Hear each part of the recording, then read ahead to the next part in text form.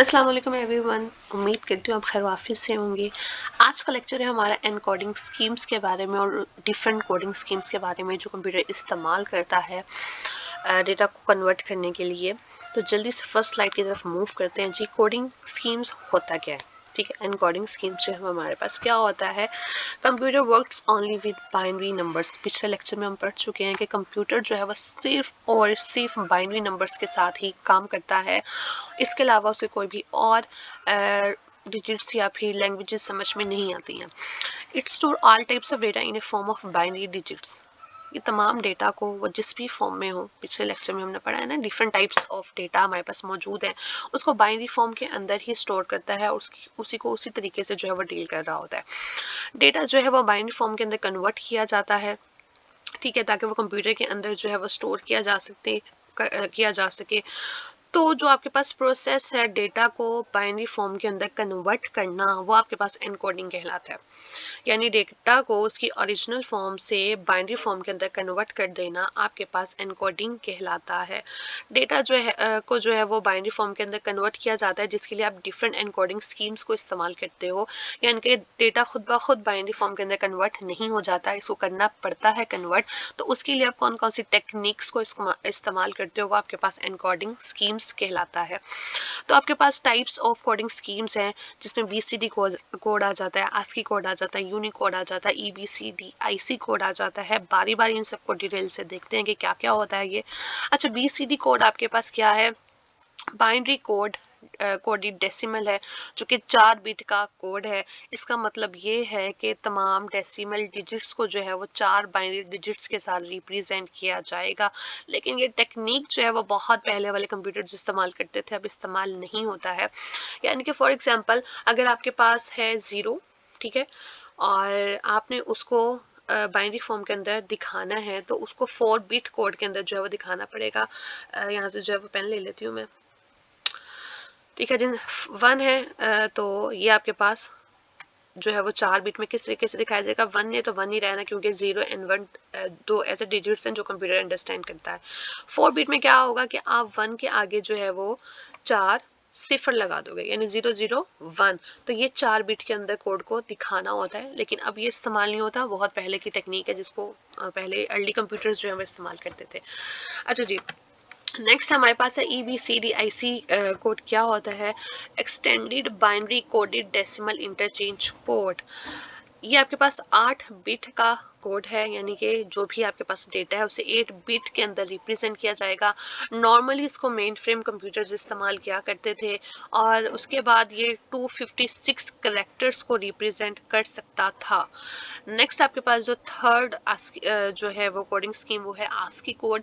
सबसे ज़्यादा मशहूर है, अभी भी जो है वो कहीं ना कहीं इस्तेमाल किया जाता है। अमेरिकन स्टैंडर्ड कोड डीड फॉर इंफॉर्मेशन इंटरचेंज।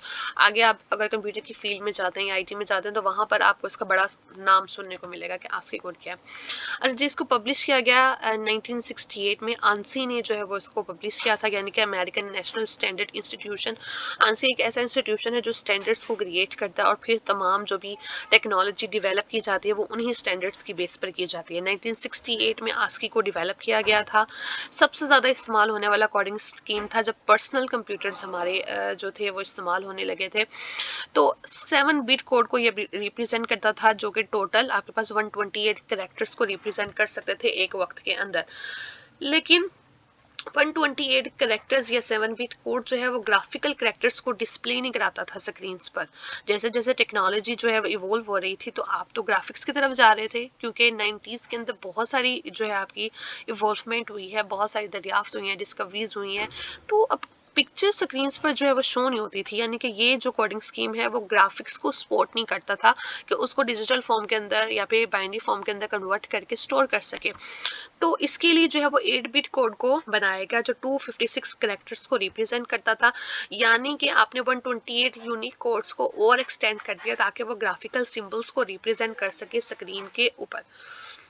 अच्छा, उसके बाद ये एक चार्ट है जो हम पहले भी आपको मैंने दिखाया था। इसमें क्या है कि जो आपके पास आस्की कोड है ना, वो बेसिकली इन सिंबल्स को जो है वो बाइनरी फॉर्म के अंदर रिप्रेजेंट करता है, और फिर ये जो बाइनरी फॉर्म्स हैं यही कंप्यूटर अंडरस्टैंड करता है। जब आप यहाँ पर लिखोगे यहाँ पे जो है वो लार्ज ब्रैकेट को जो है वो डालते हो, तो फिर कंप्यूटर को नहीं पता कि ये क्या है, कंप्यूटर उसको इस कोड के थ्रू जानता है और वो इसी कोड को जो है वो आगे इस्तेमाल करेगा। तो बेसिकली जब आप ये टाइप करते हो कीबोर्ड से, तो कंप्यूटर को ये अंडरस्टैंड होता है और फिर पीछे कंप्यूटर में यही स्टोर हुआ हुआ होता है, लेकिन स्क्रीन पर आपको ये शो हो रहा होता है। तो जो 8 बिट को आपने एक्सटेंड किया था 128 को, तो वो इन्हीं स्पेशल कैरेक्टर सिंबल्स को जो है वो स्क्रीन पर शो करवाने के लिए था। नेक्स्ट है और आपके पास फोर्थ जो कोडिंग स्कीम है वो है यूनिकोड। ये 16 बिट कोड है, ठीक है, जो 65,536 कैरेक्टर्स को रिप्रेजेंट करता था। जैसे जैसे हमारे पास इंटरनेट आया, तो क्योंकि कंप्यूटर्स के यूजर्स ज़्यादा हो चुके थे, तो फिर उसमें आस्की कोड उन तमाम कंप्यूटर्स के डेटा को हैंडल नहीं कर पाता था, क्योंकि ओवरऑल वो सिर्फ 256 कैरेक्टर्स को हैंडल कर रहा था। तो इसी तरह हमने जो कोडिंग स्कीम इस्तेमाल की, उसमें हमने यूनिकोड को इस्तेमाल किया, जो 16 बिट कोड था, एक्सटेंडेड था, कैरेक्टर ज़्यादा इस्तेमाल होते थे। तो क्या हुआ कि आहिस्ता आहिस्ता यूनिकोड ने जो है वो रिप्लेस करना स्टार्ट कर दिया आस्की कोड को, और फिर आस्की कोड के बजाय जो है वो लोग यूनिकोड को इस्तेमाल करने लगे।